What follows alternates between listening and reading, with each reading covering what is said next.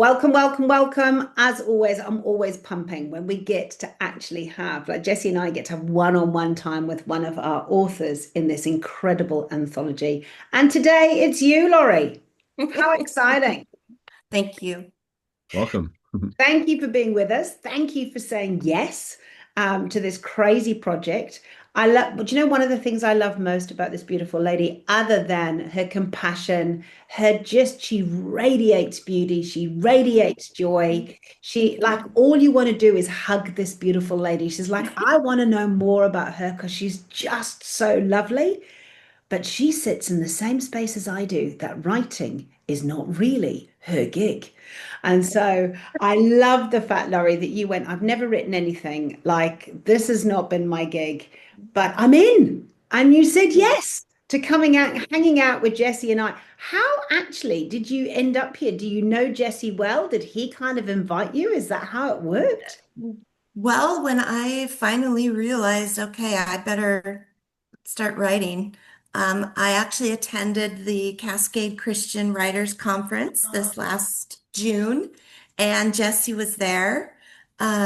He was one of the people that read through a chapter of mine and gave me some great feedback. And then we just connected, and then I kind of realized, whoa, his kind of above the sun coaching falls right into this hybrid publishing route I'm Mhm. kind of going. And so here we are. And Yeah, the rest is history. And then that's you right. and you joined a lot of our stuff. You joined the publicity club, you joined the anthology and all this stuff that we're Yep. doing. You just jumped right in. I just love that about you, Lori, that you're a go-getter and it's very exciting to have you on this anthology. For those who are watching this interview, Thank you. Laurie is one of 20 of these amazing writers writing their real, raw stories of the kind of the past. And we really, our heart is to really just encourage the readers that Jesus can bring beauty from the ashes. And so we're writing this anthology together, and we're going to interview Lori about her chapter and just kind of all that she is doing. But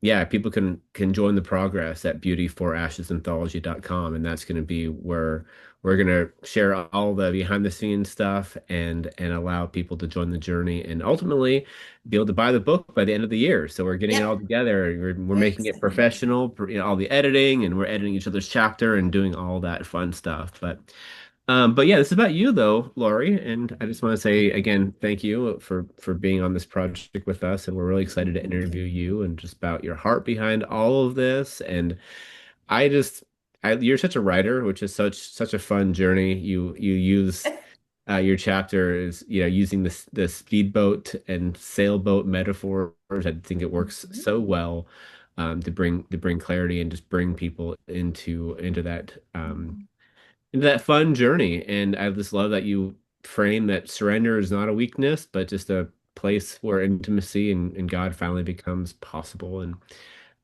yeah, Well you're just said. yeah. I did some preparation, so I hope you don't mind. A lot of it is on the up off the cuff, but I did write some little nuggets down too, just to kind of. Great. But yeah, welcome, and we just want Thank to ask you. you just first, like you know, I- Sally has these amazing questions to ask, and we like to start with love, and just kind of tell us about what you love about yourself, and just kind of what you love about your chapter. Yeah, so as you mentioned before, writing was not my strong suit. I actually was creative early on Hmm. in life, but more from an artistic painting standpoint. I think I saw the world through the eyes of being a creator myself. That I could see the fingerprints of a divine creator around me, and I think from an early age, thankfully, I started pursuing trying to understand that creator. Um, but yes, I can confess that middle school, I actually paid my older sister to write one of my papers for me because I really hated writing. So the fact that I'm even here is, I feel kind of humorous. So, but I do have so much to learn because it is not a gift. However, when back in 2002, I had a significant health crisis. And as a result of people, friends, family caring for me, I just started writing a monthly email and just updating them on what was going on, insights that God was teaching me in spite of this suffering, and then asking for prayer. And it surprised me each month. I was getting people asking to be part of this email distribution, and it was growing and growing. And I was starting to get feedback that the things I was writing, it was really impacting people. And again, I'm not thinking that this is like this gift, but the feedback was interesting to me, and I just felt like I'm just being obedient to where I'm feeling the spirit telling me to lead and what it's telling me to write. But that's when I first kind of got an aha of maybe God was up to something because it Mhm. wasn't my talent. Um, but I also then started uh, journaling what was going on, what was difficult, some of my raw, hard emotions, honest emotions with God. And I just kept feeling some of the hard, horrific things that I went through during this 18-year long health crisis. I felt such a peace of being told this is just another chapter for your book. Mhm. And that it was a strange kind of, I guess, sense of comfort in knowing that, okay, whatever it is I'm going through, there's going to be some purpose in this. Um, at the time, I kind of had visions of maybe how God was going to write my story, and I coached God a lot on how he should be writing my story. Um, but his ways are not our ways, and there was a lot of setbacks, um, ways I wanted how my story I thought was going to need to end in a miraculous healing because I was so debilitated in pain, and it was intense headaches, neurological symptoms. Like I couldn't even read a book. My vision was so blurred that I would get intense migraines. So the idea that here I'm being told, write this down, because you're going to write a book someday. I'm like, I can't even read a book. How am I supposed to write one? So in my mind, I'm like, okay, well, God's going to have to do something amazing to get there. Um, and then I started telling God, I was, as the years are going by, it was getting harder and harder. And I had a couple times where I wanted a good ending to my book, and other times that it was going to be a self-harm end to my book. So that's real, that's honest, right? It's messy, it's part of a chronic illness story, but that's where I was. And that's my journey as an author. But I did feel I had some amazing, really intense God moments along the way. And one of them happened about 2 years into the crisis that God's response to me was a podium, total darkness and a podium. That's all his response was to me. And at the time, my body, I was covered in a neck brace, rib brace. I was covered in um, things that you wouldn't be able to stand behind a podium. Um, but that vision of the podium inspired me to keep going, keep fighting, keep trying to figure out what was going on. Um, and then it became where, after 4 years into the journey, um, I was able to thankfully get out of some of these braces because I was diagnosed with a neurological muscle disorder called dystonia. Um, there was good and bad things with that. The good thing was that the previous misdiagnosis was that I was crazy and imagining all my pain. So the good thing is I was able to get off all the antipsychotic drugs, but the bad news is that dystonia is incurable. So 4 years into this, I had to start accepting the finality that I have chronic illness, that maybe God's not going to heal me. And what does that mean? Yeah. Um, was it just that, okay, maybe I'm just going to be healed enough to get behind a podium? And that was hard to wrestle with. That was uh, an acceptance. Like, I have to give a shout out to one of my other fellow anthology writers in our group, Hannah. I listened to her interview, and she's in the midst of her chronic illness story and journey, and she hasn't had any healing. And that's where I was. I didn't think I was going to reach a point of not always being in debilitating pain.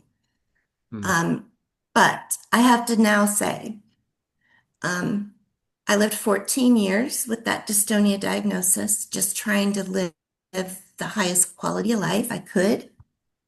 Um, and then it was in 2020 that through a set of crazy circumstances that you'll have to read my full story for to get um, that resolved. But crazy circumstances that God did that revealed what the actual root cause of my struggle was. And when the doctors finally treated that, my neurologic symptoms went away and this incurable dystonia went away. Wow. And that was something doctors hadn't seen, a disease that I had lived 14 years, well, at this point it was 18 years, but 14 years diagnosed with, and seeing it going away. And that was 6 years ago. So Come um, on. it took me a good 4 or 5 years of counseling Mm. to process through guilt, shame, a lot of PTSD. But I feel like that processing also has helped me to see the journey God has taken me on, how He has written this story. And if I had ended it in a harmful way, I never would have understood the healing. I never would have reached the point of truly grasping a lot of the insights. And now I feel so passionate about being that voice, about being the one who can share about the true struggles that people who suffer, who might be shut out of the world and homebound, that I want to be a voice for them. I want to share the hope and I want to share the insights that God gave me along this way. And I'm so grateful that He ended my story on a positive note. But it's because of that, now I want to put forth my energy to sharing with others and sharing the freedoms and insights that God gave me. Come on. That's great because that'll be the next place we go to. Yes, it is. So I'm guessing I just want to summarize because it was beautiful and thank you for sharing your Thank story you. because it puts weight and people then get to understand what's in your chapter.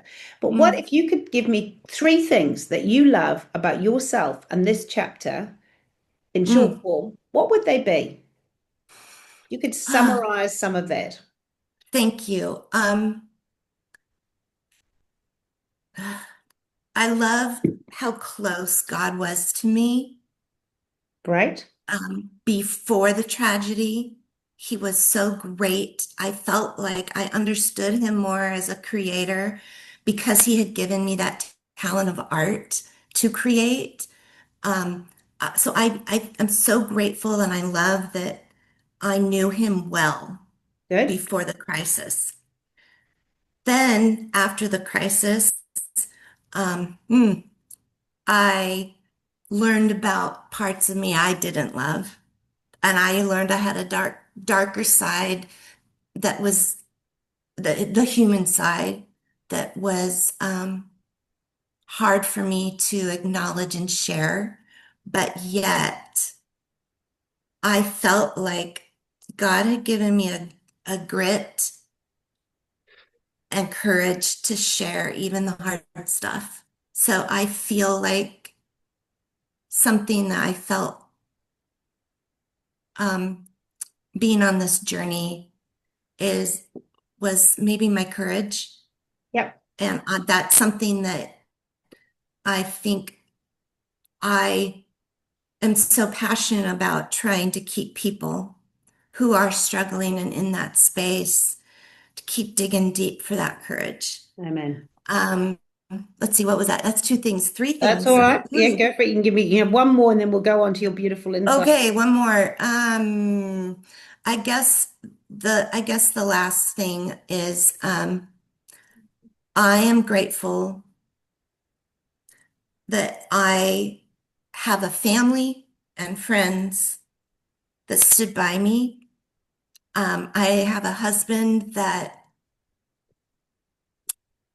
I will never be able to thank enough, and uh, I'm just very grateful that he's in my life and that, you know, chronic illness, there's a really like 70 something percent chance that people divorce during chronic illness. And so um, that's the other thing about me, I guess, that I like is that I didn't give up Hmm. Yeah. on him. He didn't give up on me, and I didn't give up on him, and I didn't give up on life. So, Come on. yeah. Woo. I can feel that love for sure. Thank you. And so, with all of this lovely love, support from Mm, God, from yeah. family, from friends, Yeah. and you finding your courage, when people are reading this chapter, we know there's a bigger story, but in this chapter, you open up too. What are the insights that you're hoping that the people that Mm. read your chapter are going to gain? Yeah, so like I said, I wrote down a lot of insights over the years. So picking one for this chapter was not easy.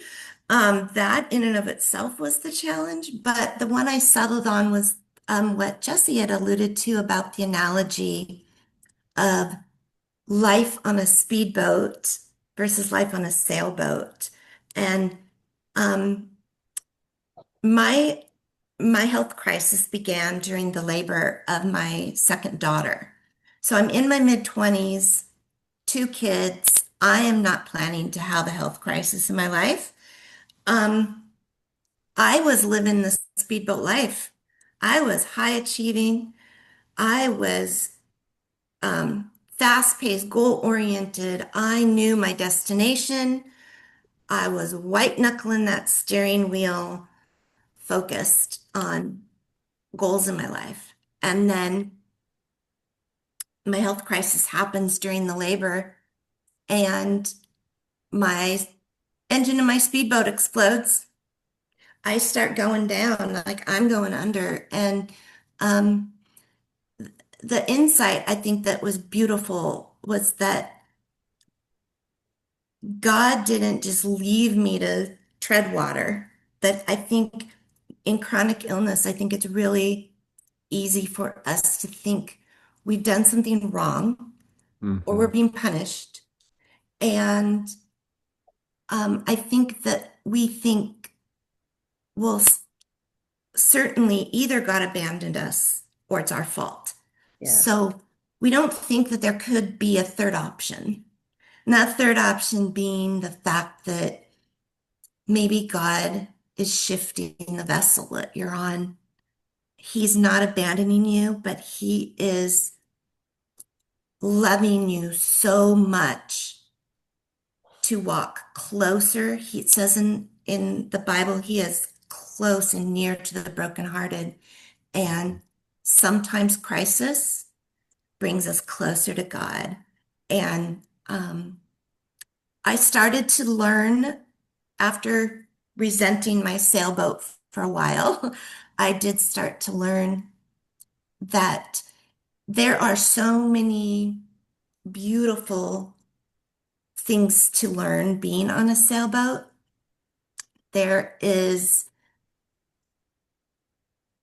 the ability to not have to rely like a speedboat. You're relying on your own tank of gas, right? And it's limited. When you're out of gas, you're out of gas. But with a sailboat, um, yes, we're susceptible to the patterns of the wind. And yes, we don't always get to go straight. And sometimes there's no wind at all. But when we're relying on the wind that God provides and the direction that He's taking us, there is a peace, there is a acceptance that I'm not as in control as I think I am, which honestly, all control is a facade. So that is definitely an insight. Um, but I think that there were a lot of beautiful um, freedoms that came and peace that came into my heart being on that sailboat. Amazing. I love that. That is Yeah. gold. Go, Jesse. No, no, no. I just wanted to say encouraging. It's a great metaphor. It's really Mm. beautiful. And it is, and I love the fact that we're many of us, I can testify to that 100 miles an hour, getting stuff done, ticking things off, less performance and whatever. And Feels good. yeah, well, it does, but only momentarily. Exactly. Yeah. So, and I guess that leads both of us or us into the next space, which is freedom, because when you are no longer like, oh, 100 miles an hour, getting it all Yeah. done, ticking all the boxes, being superwoman, and it, Right. boom, Yeah. comes to Mhm. a crossover point where it's like, holy smokes, it's all gone. And now you're on this sailboat as opposed to being on the speedboat. Yeah. And I mean, you are the other side as well. So now you actually have a choice. If you wanted to hop back onto that speedboat, you could right now. Yeah. So it's not like Yeah. it's been taken away. You have Yeah. choice. So Yeah. what freedoms do you want somebody who's going to read your chapter, especially, and I love the way that you've been very specific. I want to speak into those people who might be housebound, who might be going through something, Mhm. like another author of ours, Hannah, who right Yeah. now isn't completely healed. She's walking and working through, and she's in her sailboat. What Yeah. freedom do you want to bring to people in Mhm. that space? Yeah. Um, I think the freedom that you can bring to someone in that space, I think honestly, it applies to people who are not, who Yes. maybe are just having mild suffering also. So the freedoms that are there, I had been so wrapped up in meeting external expectations of me that the Mhm. world had. Yeah. Um, and that can come from a job, an employer. It can come from expectations within family. But when you're in chronic illness, there are expectations of the culture. There's expectations from the medical community that we have to that we're still feeling like we're striving so much to try to meet. And I think being at peace with the letting go of that external expectation Yeah. and being able to let go of that white knuckled grip of life in general, Mhm. being okay with a slower pace of life, valuing the journey Hmm. along the way rather than the final destination is a paradigm shift. And I think with chronic illness, I know every night I would go to bed and be just like, man, all this stuff I did not get done today. Um, I had to change my thinking Yeah. to say, yeah, I didn't accomplish this, this, and this, but Hmm. I invested in the journey with individuals that were alongside me for that day, or I got to meet some people in a waiting room at a doctor's office, that maybe I got to encourage, or they encouraged me. It's the journey along the day, each individual day, that journey has value in it, and that journey also can be a place of its own destination rather than this accomplishment destination. Yeah. So that freedom was beautiful. And I think also, like I mentioned with the sailboat, you're kind of going this way a little bit, and then the wind's blowing this way, or you might have to adjust your sails a little. Um, Living on a sailboat, you are living a wider view of life. Yeah. And that wider view of life takes longer. Hmm. So you're having to accept the fact that you might not reach the destination the way you want and when you want, but there is grace on a Hmm. sailboat that is not offered on a speedboat life.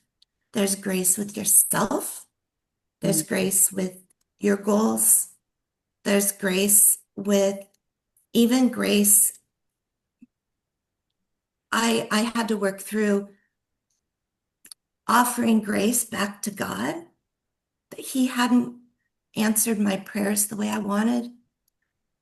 And I have some of that freedom, I think, is being able to offer myself grace, my relationship with God grace, and others grace. I love that. And I And love the fact that you gave God grace because he didn't do it the way you expected it. And mhm. that it doesn't, we're all of us, regardless of our journeys, we're all in that space where we can get offended, upset, we can walk away from God because you didn't do it the way I thought you would. Yeah. But Or if you're a good God, why would you have allowed this? Yeah. 100%. That was Yeah. my biggest wrestle. I wrestled Yeah. with God. Yeah. And who's to say that like yeah you're not going to be more productive as well sometimes on Mhm. this this the sailboat because it's like when you're operating from identity it's like you're going to be producing way more than just kind of rush and Right. it's really beautiful. Yeah. Yeah. Bring that on. I love you guys. This is Yeah. such gold because Jesse's just beautifully led us into the next question, which is about engagement. Because you're right, when we're on that sailboat with him Yeah. in his Yeah. strength and Yeah. his way, we Mhm. produce far more. So I guess and definitely through what you've been through, Mhm. how with somebody reading this chapter, how is that going to impact their relationship with God and their relationship with others? What has it done for you, and what are you hoping that you'll be Mhm. passing on to others in that space? Yeah. When you're on when you're on a speedboat and the scenery is just zipping by you, you're not even looking at the scenery by you. It's just kind of your peripheral vision. And the scenery, it's just all distorted. Um, that perspective of that distorted scenery can also translate over to a distortion on our perspective of God and who He is and how God and why God allows suffering and um, I think when you change to a sailboat, slower paced life, the clarity of God and who He is, how He redeems suffering, and how He um, grows us in ways, unfortunately, that only sometimes suffering can grow us. Yeah. And I think that Mm.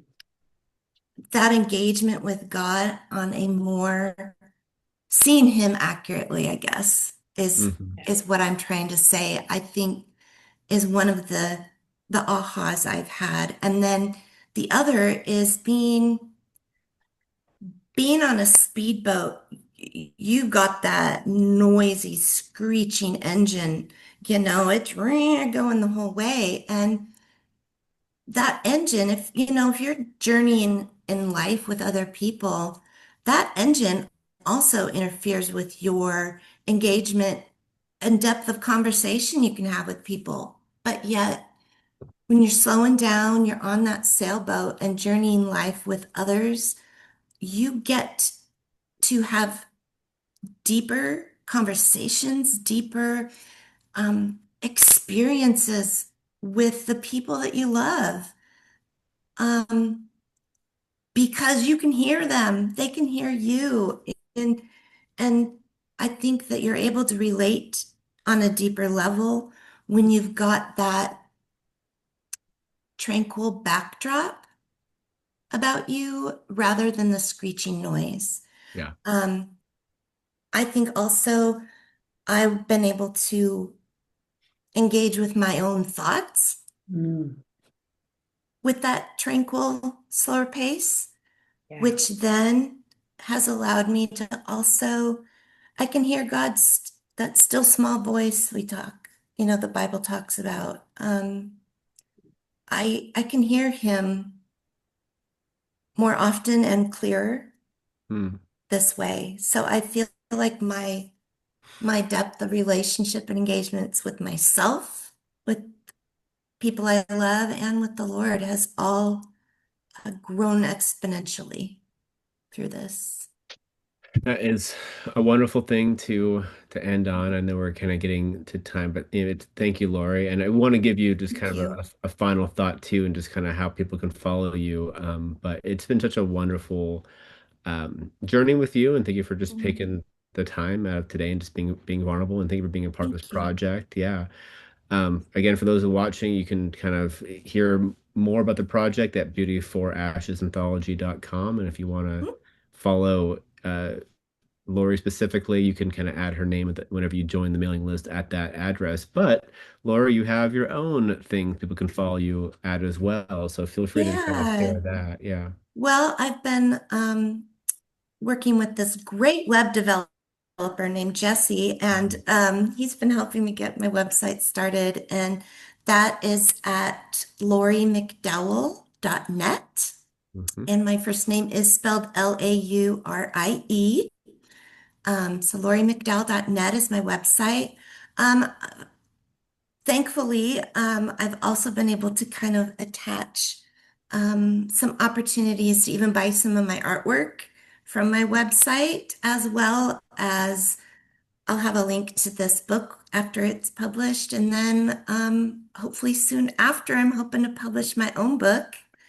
Um, it's called Tough Mother, and it will be also available on my website as well.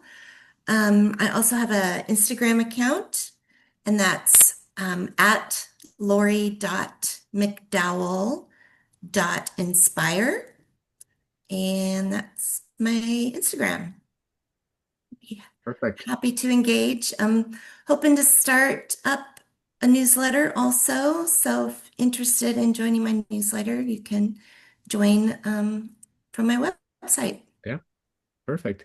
All right. Well, I mean, again, thank you, Lori. And I mean, we just want to Thank kind you. of say if you have any final thoughts for the people watching, Mm, feel free to say it. But yeah, it's just you've taken us on a really amazing journey, and it's been wonderful having you in this project. So thank feel you. free to just kind of sign off with kind of any last Yes. little tidbit of My last wisdom. Yeah. thoughts are just to thank both of you. Mhm. You guys have been such amazing mentors. You've gone before me in your own tough journeys of writing your own books and Mhm. sharing your knowledge. And so now I feel so blessed to be able to um, begin that journey of writing, getting published, to be able to share that, my information with others behind me.